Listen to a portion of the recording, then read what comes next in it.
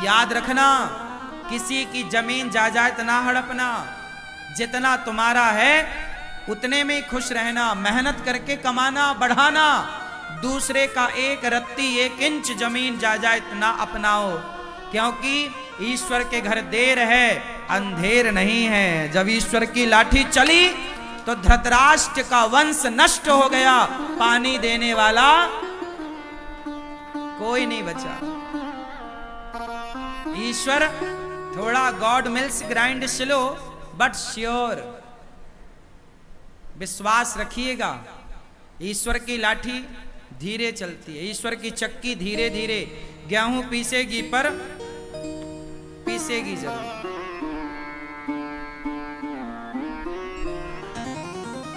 कभी एक चवन्नी आपके खाते में बेवजह किसी की ना आवे, एक रत्ती एक इंच जमीन बेवजह आपके खाते में ना आवे। भैया हमारी मेहनत की रोटी हम नमक रोटी खाएंगे, पर दूसरों का छप्पन भोग हम बेईमानी से ना हड़पेंगे। हम सुखी हैं साइकिल में, हमें बेईमानी करके धन्ना सेठ नहीं बनना। हम साइकिल में ही खुश हैं, साइकिल में ही चलेंगे। पैसा कमाओ, मेहनत का कमाओ। बेईमानी किसको फलीभूत, क्या रावण को बेईमानी फलीभूत? भाई रावण ने भी तो अपने भाई का धन हड़प लिया था, कुबेर का। पुष्पक विमान कोई रावण के बाप का थोड़ी था, कुबेर को मिला था। भाई का विमान हड़प लिया, भाई की संपत्ति हड़प ली रावण ने। क्या हुआ? सर्वनाश हुआ। रहा न को कुल रोवनिहारा, 1 लख पूत 1.25 लाख नाती, जिसके घर पर दिया ना बाती। कोई दीपक जलाने वाला अति कभी ना करना बंदे, इति तेरी हो जाएगी। बिन पंखों के पक्षी जैसी गति तेरी हो जाएगी। भैया मेहनत करो रे बाबा, अपनी मेहनत पे भरोसा रखो। जो बनाओ जो कमाओ बलबूते बनाओ। भाई की संपत्ति क्यों हड़पना, पड़ोसियों की संपत्ति बेईमानी से क्यों हड़पना? जो अपना है वो। अच्छा सुनो, किसी की आप लो मत और अपनी एक रत्ती छोड़ो मत। जो आपका है उसे छोड़ना भी नहीं है। ऐसा नहीं कि तुम्हारे घर में कोई कब्जा कर, काहे कर लेगा भैया कब्जा? मारो, केस करो। दुर्योधन ने कब्जा कर लिया पांडवों के घर में, तो बाद में महाभारत हुआ। फिर काहे कब्जा करेगा भैया? तेरे बाप का है। अपना किसी का देखो, किसी का लो मत, किसी का 1 रुपए मत लो और अपना 1 रुपए मत छोड़ो। बात समझ में आई? रिश्ता भाई भाई का और हिसाब पाई पाई का। रिश्ता भाई भाई का और हिसाब पाई पाई का। रिश्ते की जगह रिश्ते को रखो और हिसाब की जगह हिसाब में रिश्ता ना आवे और रिश्ते में हिसाब ना आवे। ये महाभारत की कथा तुम्हारे लिए सिखा रही है, लेकिन तुम तो बस द्रौपदी को लिए बैठे हो। उसकी गलती है, उसकी गलती है। मिलेगी द्रौपदी ना, बात करेगी ठिकाने से।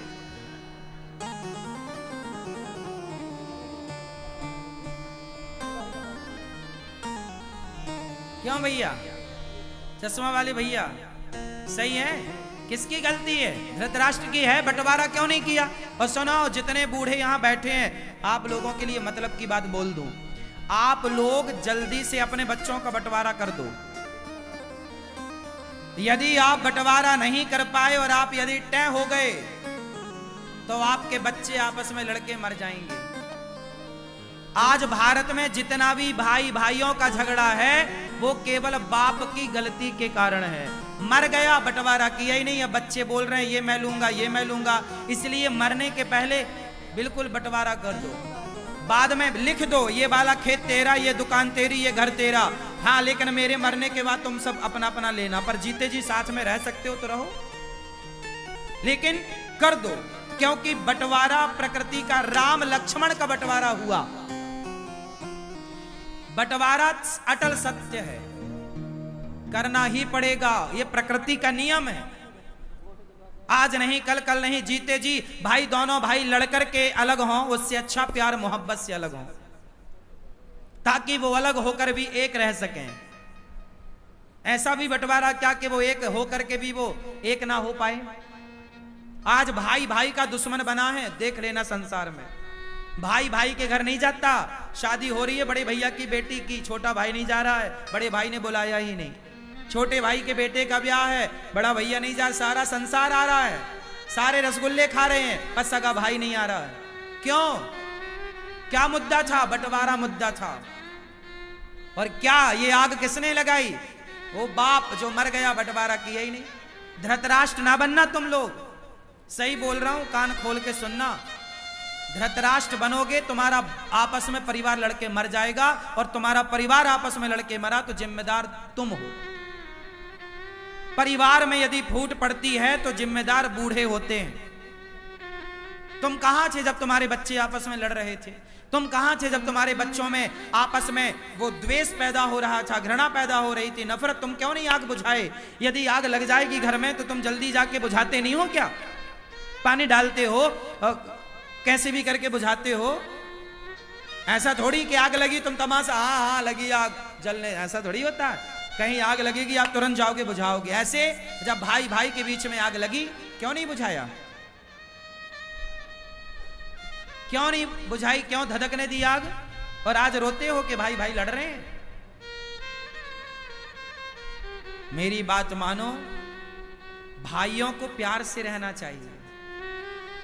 लेकिन मैंने वही बात बोली, रिश्ता भाई भाई का और हिसाब पाई पाई का। जिस घर का हिसाब पाई पाई का होगा, उस घर के रिश्ते भाई भाई मिलजुल के रहेंगे। और जहां हिसाब पाई पाई का ना होगा, वहां भाई भाई कभी मिलजुल के रह ही नहीं सकते।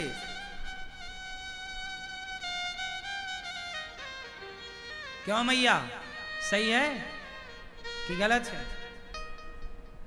सास क्या करती है?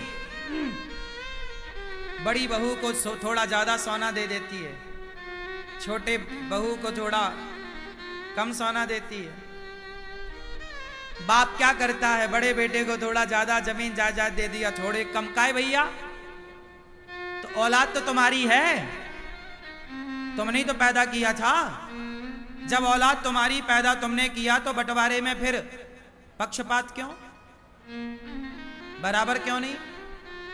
जो माँ बाप अपनी औलाद के साथ विश्वासघात करते हैं, जो माँ बाप अपने बच्चों के बंटवारे में गलत डिसीजन देते हैं, गलत तरीके से बंटवारा करते हैं, वो माँ बाप मरकर सीधा नरक जाते हैं। उनका रिजर्वेशन वहां कंफर्म है। तुम औलाद देखो, गलतियां केवल बच्चों की नहीं होती कि बच्चे ही सेवा, हाँ बच्चे सेवा करें माँ बाप की, बच्चे पलकों पे रखें माँ बाप को, ये बच्चों का धर्म है। लेकिन माँ बाप का भी तो कुछ धर्म होता होगा। माँ बाप का धर्म यह है कि तुम बच्चों के साथ कोई पक्षपात ना करो, कोई पक्षपात नहीं। बंटवारा है तो दो। पहले के राजा लोग भी ऐसे ही करते थे, अपने राज्य के दो टुकड़े करते थे, एक हिस्सा एक बेटे को, दूसरा हिस्सा दूसरे बेटे को। राजा, अब देखो राम जी ने, पिता चले गए ना, तो राम जी ने बंटवारा किया। भाई बाप मर जाएगा तो बड़े भाई पिता की तरह होता है। यदि बाप किसी का मर जाए तो बड़ा भाई बंटवारा करे, 1 रुपया ज्यादा ना रखे भाई का। बड़ा भाई बाप बन के बंटवारा राम जी ने किया। मथुरा का राजा शत्रुघ्न जी को बनाया, लखनऊ के राजा लक्ष्मण जी को बनाया। लखनऊ क्या है? लक्ष्मणपुर है। लखनऊ लक्ष्मणपुर, लक्ष्मण जी को लखनऊ का राजा बनाया। अयोध्या के राजा राम बने, भरत जी को भी राजा बनाया। वो गए नहीं, रहे साथ में, लेकिन सत्ता तो राम ने दे दी। भाई अपना धर्म यही है, यही धर्म है। हिसाब पाई पाई का और रिश्ता भाई भाई का। पांडवों का सही सही बंटवारा होता तो ये महाभारत की स्थिति। क्यों जी, बात सही है? तो आप लोगों ने बंटवारा कर दिया कि नहीं? कि अभी भी सब चाबियां आपके पास हैं? कुछ चाबियां दे दो बच्चों को, बेचारे वो भी कमाए खाएं।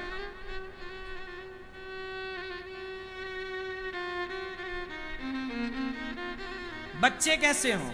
माँ बाप तो ऐसे हों कि परफेक्ट बंटवारा करें, पर बच्चे ऐसे हों कि बच्चे इतना सेल्फ डिपेंड बन जाएं, इतनी मेहनत करने वाले हों, इतने अच्छे हों कि उन्हें बाप की संपत्ति लेने की जरूरत ही ना पड़े, वो बाप से ज्यादा कमा करके दिखाएं, लड़ने की जरूरत ना पड़े। ऐसा बेटा हो। आपको बाप के टुकड़ों पे क्यों पलना है? आप मेहनत करके कमाओ। आप अपने बाप से भी ज्यादा कमा सकते हैं, आप में काबिलियत है तो, और नहीं है तो बाप जितना देगा वो भी तुम बेच के नाश कर दोगे। तो महाभारत का मूल कारण क्या है? बंटवारा ना होना। दूसरा कारण, महाभारत क्यों हुआ? भीष्म पितामह सबसे बलवान थे। जब द्रौपदी की साड़ी खिंच रही थी, जब पांडवों के साथ अधर्म हो रहा था, द्रौपदी के साथ अधर्म हो रहा था, जुआ में छल हो रहा था, तब पितामह भीष्म चुप क्यों थे? बच्चे गलत कर रहे हैं और घर का बूढ़ा चुपचाप तमाशा देख रहा है, तो महाभारत जरूर होगा। इसलिए बूढ़ों को धर्म के साथ खड़ा होना चाहिए। पितामह चुप क्यों थे? ये सवाल आज भी पितामह से पूछा जाता है। पितामह, जब द्रौपदी की साड़ी खींच रही थी, आप चुप क्यों थे? क्यों नहीं 2 थप्पड़ जमाया, तलवार निकाल के काट देते? एक दुशासन को काट देते तो 99 कटने से बच जाते। एक को काट देते तो 99 बच जाते। एक को नहीं काटा तो 99 और कट गए। इसलिए क्या पितामह का धर्म नहीं था कि दुशासन का हाथ पकड़ के 4 थप्पड़ जमाते गाल में? क्यों रे मूर्ख, भाभी के कपड़े उतारेगा? बोलो, क्या पितामह बलवान नहीं थे? अरे पितामह को इच्छा मृत्यु का वरदान था। पितामह सबसे दिग्गज बलवान थे। अपने गुरु परशुराम जी को युद्ध में संतुष्ट किया। क्या लगता चूड़ फूक मारते ना दुशासन उड़ जाता? पितामह के सामने क्या बल था दुशासन का? बोला नहीं पितामह ने। महाभारत हुआ। जहां बोलने की जरूरत है ना, बोला करो, और जहां चुप रहने की जरूरत है वहां चुप रहा करो। गलती करी तो बाणों की सैया मिल गई। हाँ, तुम भले पितामह हो, पर कर्म दंड भोगना पड़ेगा। चलो बाणों की सैया लो, ये दंड था। चुप रहने का तमाशा है, और चुप रह लो। इसलिए चुप रहने की जरूरत नहीं है, बोलने की जरूरत है। कब तक चुप रहोगे? भारत का हिंदू चुपचाप बैठा है, इसलिए भारत के गांव के गांव आज हिंदुओं के कन्वर्ट हो गए, और कोई मुस्लिम धर्म अपना रहा है, कोई क्रिश्चियन बनता जा रहा है। पूरा भारत धर्म परिवर्तन की आग में झुलस रहा है, और सारा हिंदू समाज चुपचाप भीष्म पितामह की तरह तमाशा देखने बैठा है। क्या आज भारत में धर्म परिवर्तन नहीं हो रहा है? बोलो जोर से। हो रहा है, पर तुम बैठे तो हो पितामह की तरह। कौन बोल रहा है?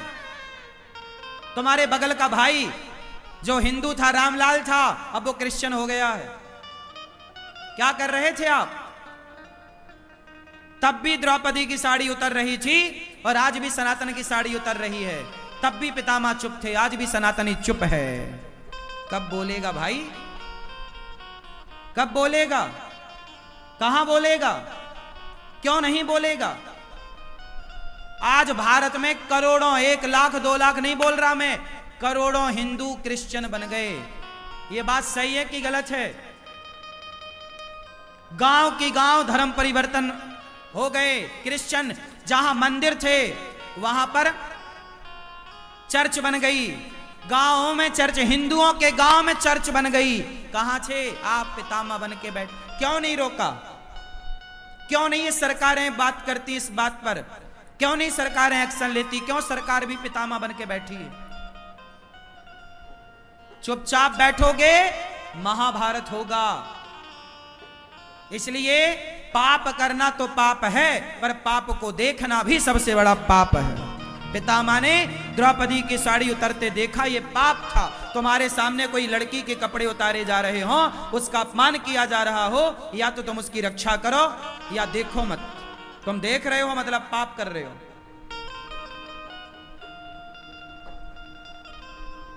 पितामह की तरह आज समाज है। तब भी पितामह चुप थे, आज का भी पितामह चुप है।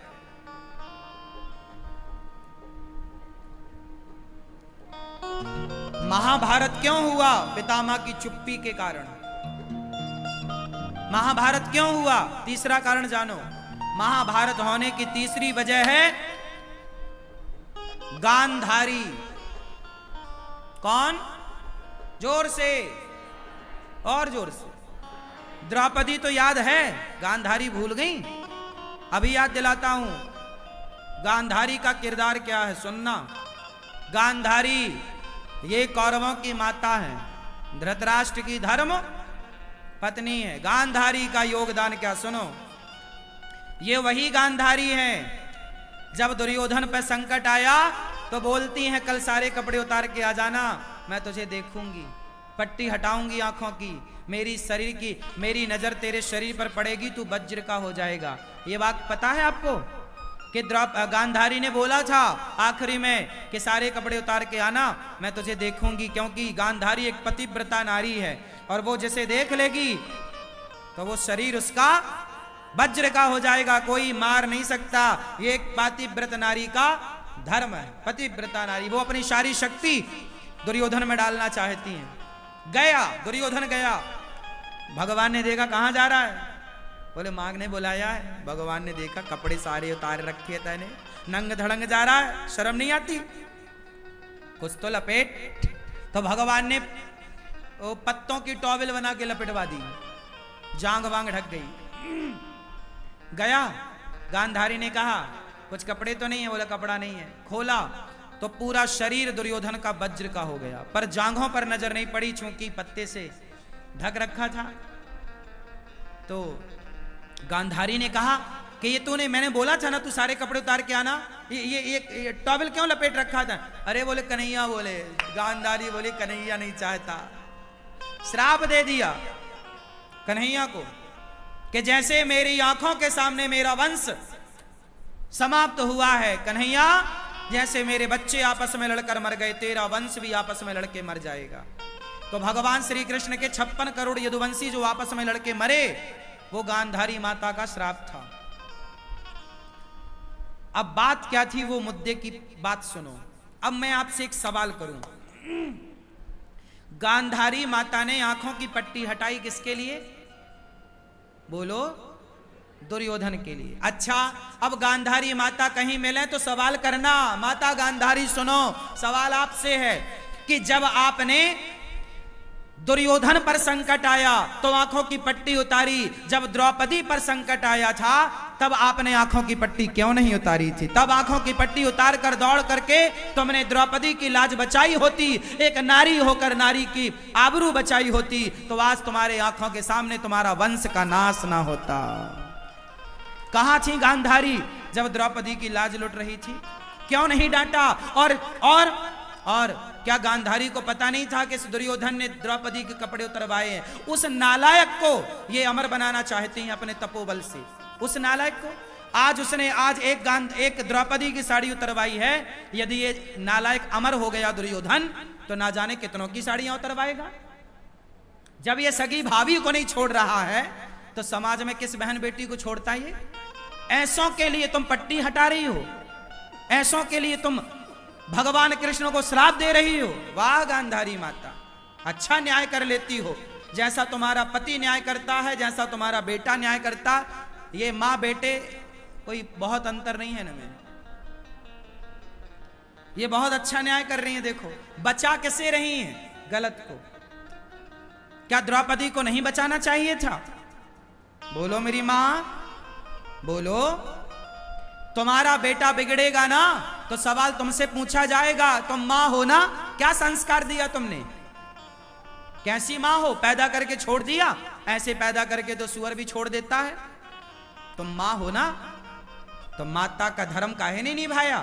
क्या गांधारी का बेटा नालायक निकल गया दुर्योधन, तो क्या गांधारी मां की जिम्मेदारी नहीं है? क्या इसका सवाल गांधारी से नहीं पूछा जाएगा कि कैसे संस्कार दिए तुमने कि तुम्हारा बेटा भरी सभा में किसी के कपड़े उतार रहा है? क्या ये सवाल गांधारी से नहीं पूछा जाएगा? लेकिन आप लोग गांधारी से सवाल ना पूछकर द्रौपदी को गलत ठहराने में लगे हुए। आज तक 5,500 साल बाद भी आप द्रौपदी को ही गलत कह रहे हैं। आप गांधारी से सवाल नहीं करते। आप धृतराष्ट्र से सवाल नहीं करते, आप पितामह भीष्म से सवाल नहीं करते, आप दानवीर कर्ण से सवाल क्यों नहीं करते? कर्ण, भरी सभा में कर्ण बैठे थे। कर्ण तो धर्मज्ञ हैं, दानी हैं, समझदार हैं। दुर्योधन तो चलो नालायक है, पर कर्ण तो अच्छे हैं। क्या कर्ण को नहीं बोलना चाहिए, मित्र मैं तेरा दोस्त हूं यार, पर तू ये जो कर रहा है ना, भरी सभा में कपड़े उतार रही, गलत है। आपका दोस्त कौन होता है? दोस्त का मतलब ये नहीं कि मेरा दोस्त गलत करे तो मैं भी उसका साथ दूं। अरे दोस्त का मतलब ये है कि यदि मैं गलत करूं तो मेरा दोस्त मुझे रोके, भाई ये गलत है। क्यों? दोस्त का मतलब क्या है? कि गलत में साथ दे वो दोस्त, या गलत करने से रोके वो दोस्त? बोलो। साथ दे, रोके। भाई तुम्हारा दोस्त किसी महिला के कपड़े उतार रहा है तो तुम भी उतारने लगोगे कि अरे रोक भाई, ये गलत है यार, तू मेरा दोस्त है, मैं तेरा भला चाहता हूं, ये गलत है, तू गलत कर, रोक। यदि तुम्हारा दोस्त गलत है तो उसके गाल में 2 थप्पड़ जमाने का क्या दोस्त को अधिकार नहीं है?